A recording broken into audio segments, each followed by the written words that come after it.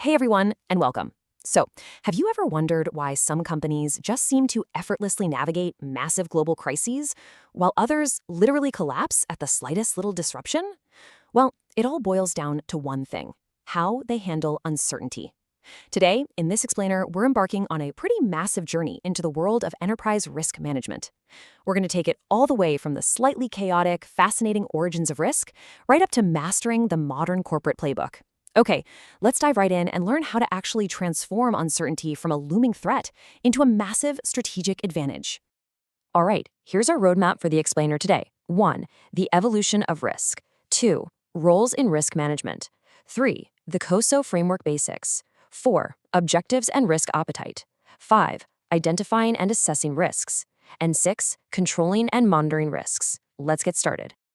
Section 1. The evolution of risk. From rice fields to global standards.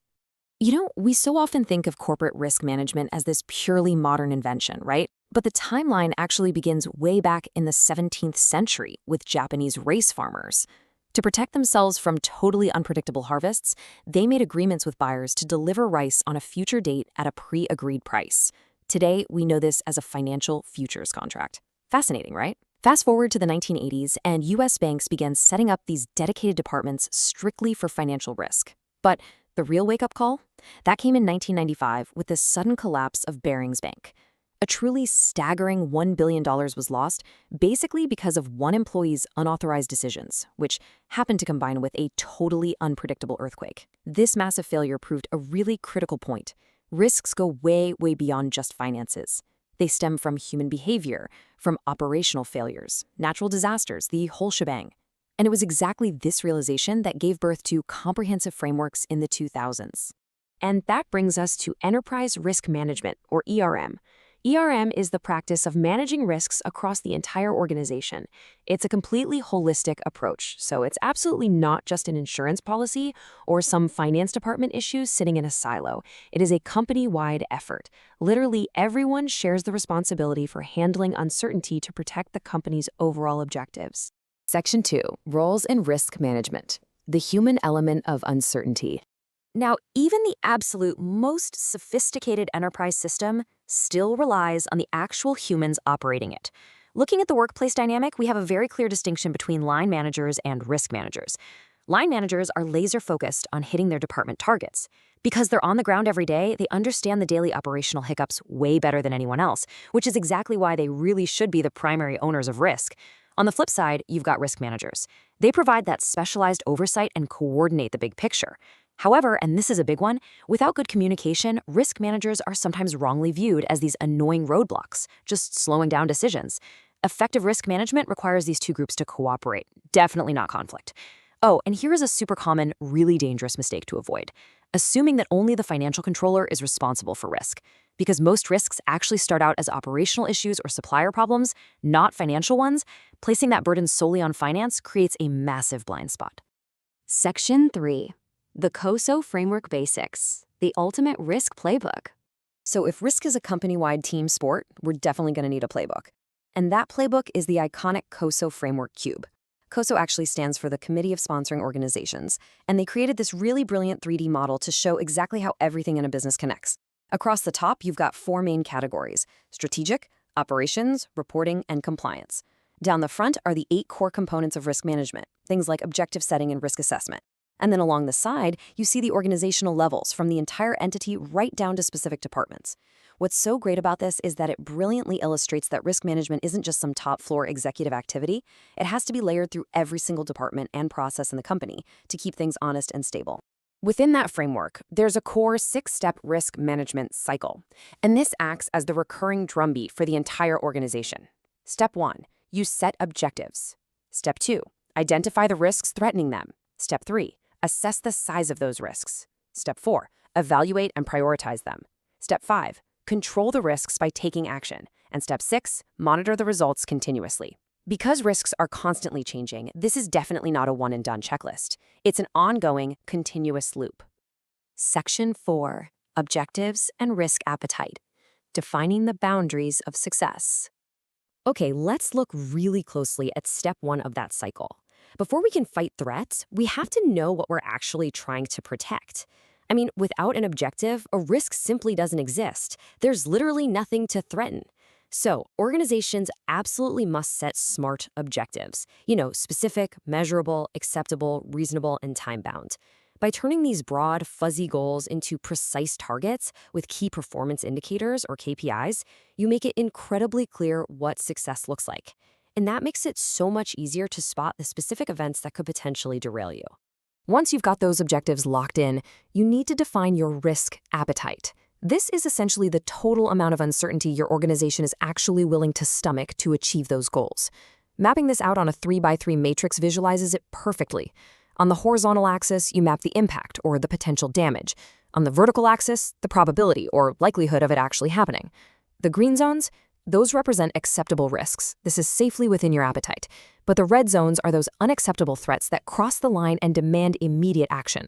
It's just a really simple, powerful visual boundary for decision-making. Section 5. Identifying and assessing risks.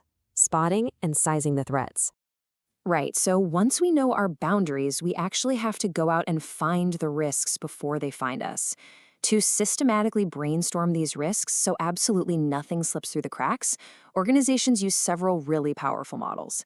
Pestle helps you scan the external environment. It looks at political, economic, and social shifts, along with technological, environmental, and legal factors. Then there's POFH, which is a fantastic checklist for looking inward at internal factors: personnel, information, organization, finance, administration, culture, and facilities. Porter's value chain breaks down your company's primary and support activities, essentially asking, what could destroy value right here? And finally, Porter's 5 forces helps you analyze external market threats from competitors and suppliers. Using these tools gives you an incredibly comprehensive list of what could possibly go wrong. Now, after identifying the risks, we have to assess them quantitatively by building a mathematical model of uncertainty. Analysts typically rely on 4 key probability distributions. The binomial distribution models simple yes or no, success or failure outcomes, like, say, estimating how many defective items will come off an assembly line. The normal distribution, which is your classic bell curve, is perfect for natural variability, like shifts in customer demand. The gamma distribution is skewed, making it absolutely ideal for time-to-event risks, such as estimating how long it'll be before a critical machine fails. And finally, the triangular distribution uses a minimum, most likely, and maximum estimate, which is a total lifesaver for predicting project costs when you just don't have perfect data. So once you've modeled the probability and estimated the financial impact, you evaluate them by simply multiplying probability by impact. This gives you the expected value. Let's look at an example. Say a data breach might have a 20% probability, but a massive $100,000 impact. Multiply those, and the expected value is $20,000. Now, even though a supplier delay has a higher probability at 30%, its expected value is only $15,000 because the impact is lower. So the data breach becomes priority ranking number 1. Doing this math allows you to build a highly structured risk register, organizing all that chaos into a clear, prioritized action plan. But you might be wondering, what happens when you simply cannot pin down an exact monetary value? Well, that's where the Kinney risk scoring method comes into play. This method calculates a risk score by multiplying 3 things: consequence, exposure, and probability. What's really unique here is that exposure factor. It highlights the massive difference between a hazard workers might face once a year versus a hazard they face every single day. It's a highly effective, practical alternative for assessing workplace and operational safety when dollars and cents just don't tell the whole story. Section 6. Controlling and monitoring risks, taking action and staying alert. All right, we've found the risks and we've ranked them. Now it is time to fight back. When it comes to actually taking action, management generally relies on the 4 T's of risk control. First, you can treat the risk by implementing controls. Think installing fire alarms or training staff to reduce the likelihood of an accident. Second, you can transfer the risk to a third party, which is most commonly done by purchasing an insurance policy or maybe outsourcing a really dangerous task. Third, you can terminate the risk entirely by canceling the dangerous project or stopping the activity altogether. Though honestly, this is pretty rare if it's your core business. And finally, you can simply take the risk. You just accept it if it falls into your green zone appetite, or if, frankly, fixing it would cost more than the potential loss itself.